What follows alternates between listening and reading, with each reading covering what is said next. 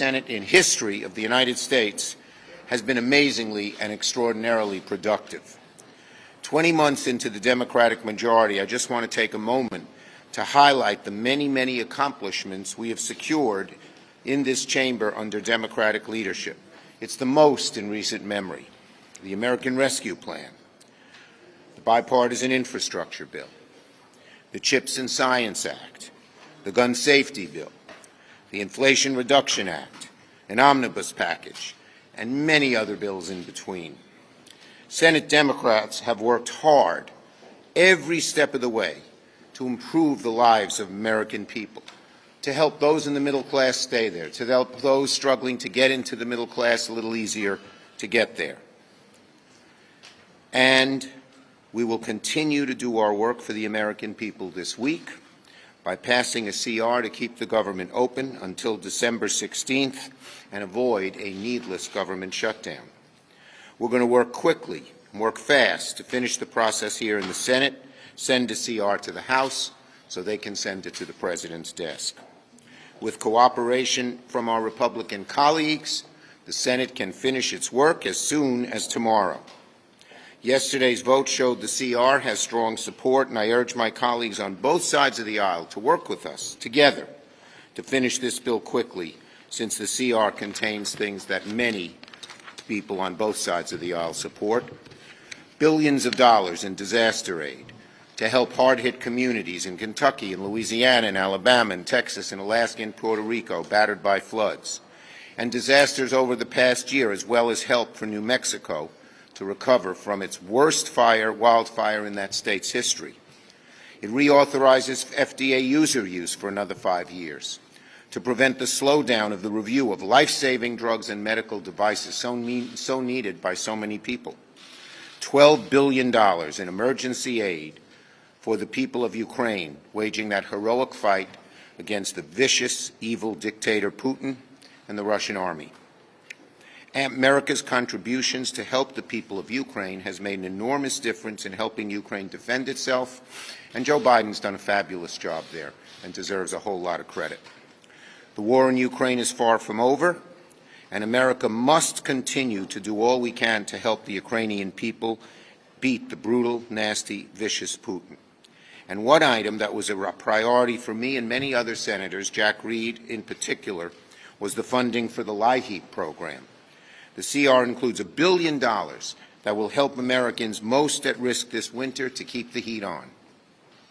With rising energy prices due to COVID,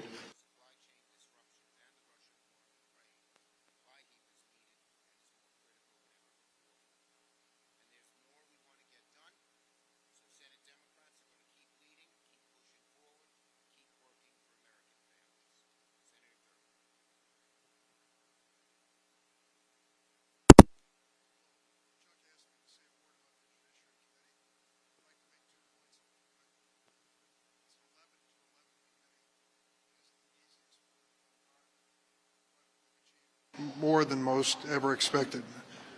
I want to first thank my Republican ranking member, Chuck Grassley. He's no pushover, and we don't always agree, but he's a forthright person whose word has been good to me, and I respect him for that. We've managed to make this committee work, and I'll point to a specific right after the first point I make. The first point I make is our major responsibility to make sure that we fill vacancies in the federal judiciary with appointments that will be able to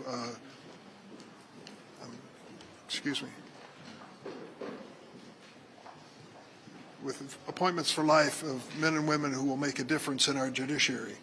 We've done that. So far, we have cleared 83 federal judges on the floor of the United States Senate, thanks to Chuck Schumer and many of the staff who've worked extra hard to make that happen. Among those, of course, was the Supreme Court Justice Ketanji Brown Jackson. We have another 19 nominees on the calendar. Some of them require an extra vote to be discharged from committee, but that will take us up to 102. We have another 12 that will be reported from the committee within the next 2 weeks, and those can be considered as soon as they come to the executive calendar. And another 25 who are under investigation and we believe have a possibility for a hearing and approval this year. this would surpass any current or recent president when it came to judicial vacancies being filled. And the important thing is not only that these are quality nominees, they are going to bring diversity to the federal courts, the likes of which America has never seen. President Biden is committed to a diverse judiciary. If you watch the women, primarily women, who come through our committee, and particularly people of color, you'll know that they're going to make a big difference in the courts that they are going to be working in. And it says an awful lot about this administration, this committee, and the Senate that we are party to that decision. The second point I want to make is much more bipartisan. There was a hearing this morning which may come as a surprise to you, but it's one that was timely and we've worked on for a long time, and that was the issue of war crimes and war criminals. We've come to learn that there are people who are guilty of war crimes who find safe haven in the United States under the current law. We want to change that once and for all. We want to make it clear to war criminals around the world that the United States will never be a safe haven for them and they are subject to prosecution in this country. And I believe we can do that. In addition, we want to make sure that our jurisdiction when it comes to war crimes is extended by extending the statute of limitations. Many of these war crime trials take a long period of time to accumulate evidence. Why is that relevant? Because it's a message to Vladimir Putin that the massacres at Bucha and Izium will not be forgotten, and the people who did it will be held accountable all the way to the top of the Kremlin. That, to me, is a standard of justice which is bipartisan. The groups in the committee that are behind these two bills on war crimes include Senator Grassley and Senator Graham and others as well. We want to send a message to the world that we still remember what happened at Nuremberg when the war criminals from World War II were held accountable. Those who are guilty of war crimes and crimes against humanity in Ukraine cannot escape the same level of judgment and scrutiny. And this bipartisan effort in the Senate Judiciary Committee attests to that fact. Thank you. Senator Shaheen. Thank you. As Senator Durbin pointed out, one of the areas where there's been strong bipartisan support has been for helping the Ukrainians defeat Vladimir Putin in his unprovoked war. And last week, like many of my colleagues and many of you here, I had the opportunity to meet with four women members of the Ukrainian military. These women, along with their fellow citizens, have been willing to sacrifice their lives, to put everything on hold, to defend their country.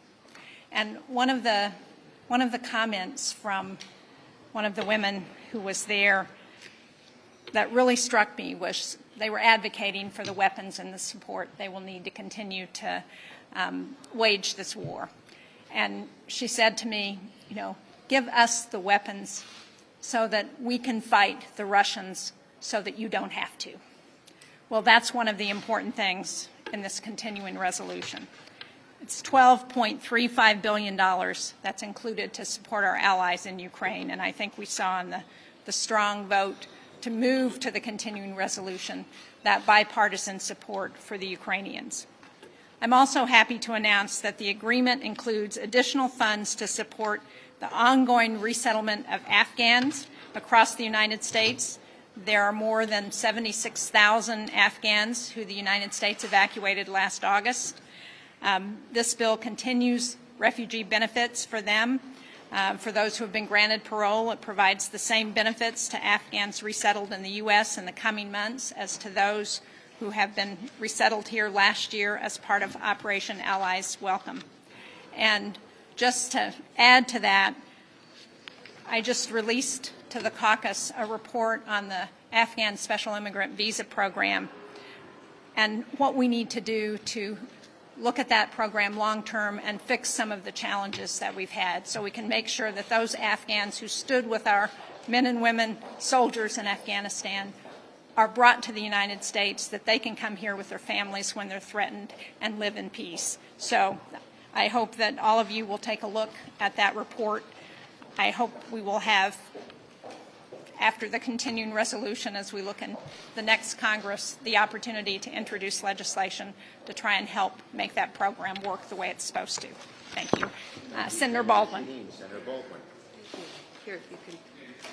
Yes, the report. Very good report. Very good. Read it.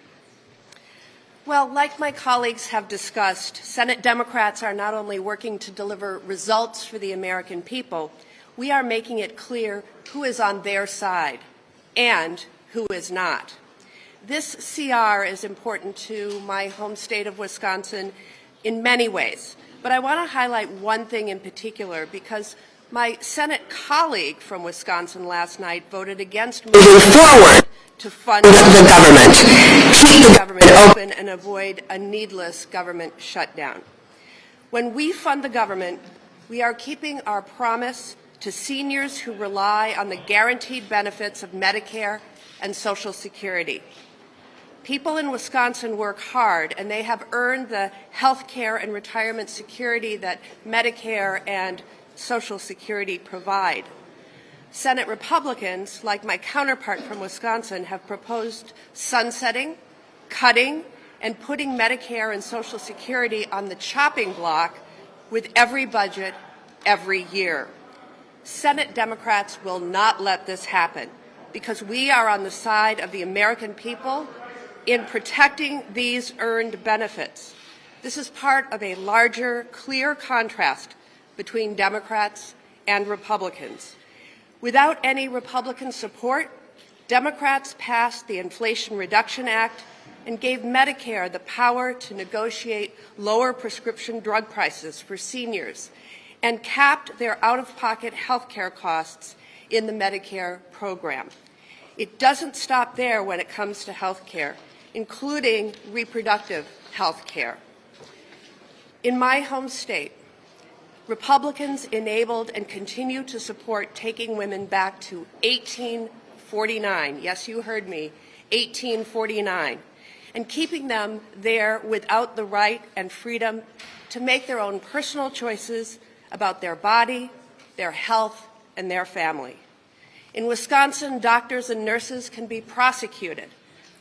For victims of rape or incest, the health and their rights have been taken away. The abortion ban in Wisconsin that Senator Johnson supports is threatening the health and safety of women across my state with delayed and denied care. Let me just close by saying, whether it's Medicare, Social Security, health care, prescription drugs, reproductive health care, we are making it clear to the American people who is on their side and who isn't. And now questions? Okay. Yes. On the schedule for October, how likely is it that you all don't come back to allow your members more time to campaign in your home state? The floor schedule I've outlined hasn't changed. Yes. We've all seen what the Russians and the Chinese are capable of in the last 3 months. How strong a signal do you think that the NDAA, as it's written today, sends to Moscow? Well, look, we have sent tremendously strong signals. The CR that we're voting on in today or tomorrow will have another $12.7 billion to help Ukraine. We believe that the Americans supplying weapons and other things to Ukraine has helped turn the tide, and we're going to keep supporting them in every way we can. Yes. Senator, it's been almost 2 years since Democrats retook the majority and the border crisis continues to get worse. Why have there been no markups in the Judiciary Committee on any bipartisan immigration reform? Look, as everybody knows, the reason we haven't had bipartisan immigration reform is Republicans don't want to do immigration reform. That's been true all the way through, even on something as simple as DACA, which has the overwhelming support of the American people. Republicans are blocking it. Senator Durbin has worked long and hard to try and get Republicans to come together on immigration reform, and they're not for doing it. Yes.